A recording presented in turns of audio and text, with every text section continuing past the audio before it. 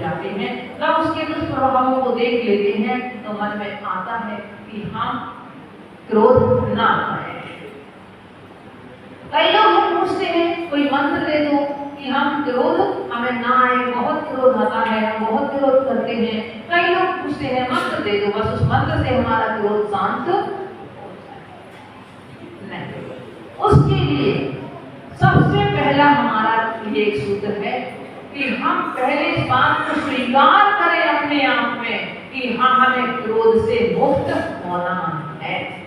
पहले अपना एक लक्ष्य बनाएं, अपना एक लक्ष्य बना करके चलें कि हमारे लिए क्रोध से मुक्त होना है, क्योंकि बिना लक्ष्य के हमें मंजिल की प्राप्ति नहीं होती।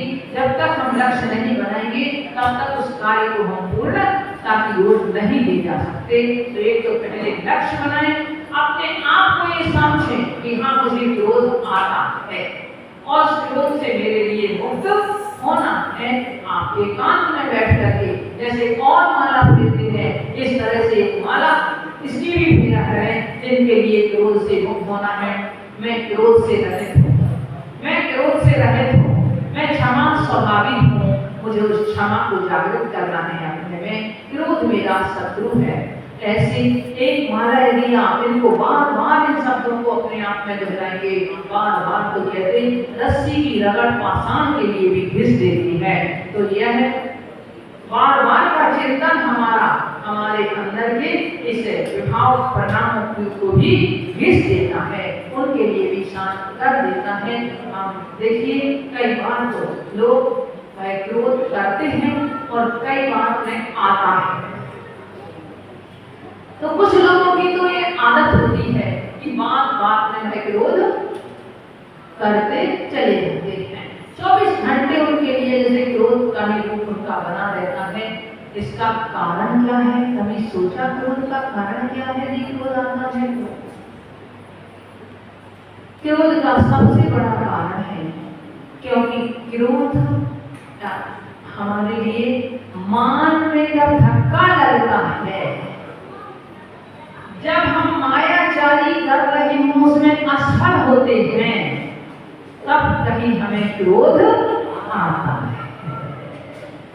अब मान में धक्का कब लगता है? आपने किसी से कुछ काम करने के लिए कहा और उसने आपके कार्य को नहीं किया, आपको लगा कि उसने मेरी बात ही नहीं मानी, उसने मेरी बात को सुना ही नहीं और आपके लिए क्रोध आ गया।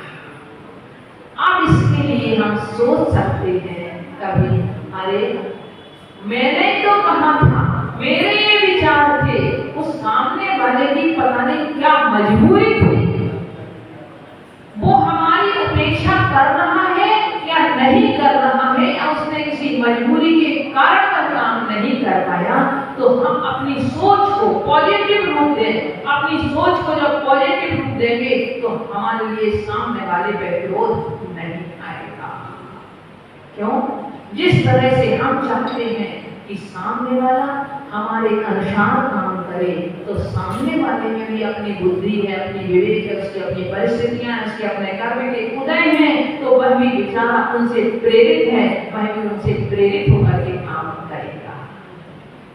हमारी आज्ञा का पालन, हमारी बात का पालन वह करे भी और ना भी करे।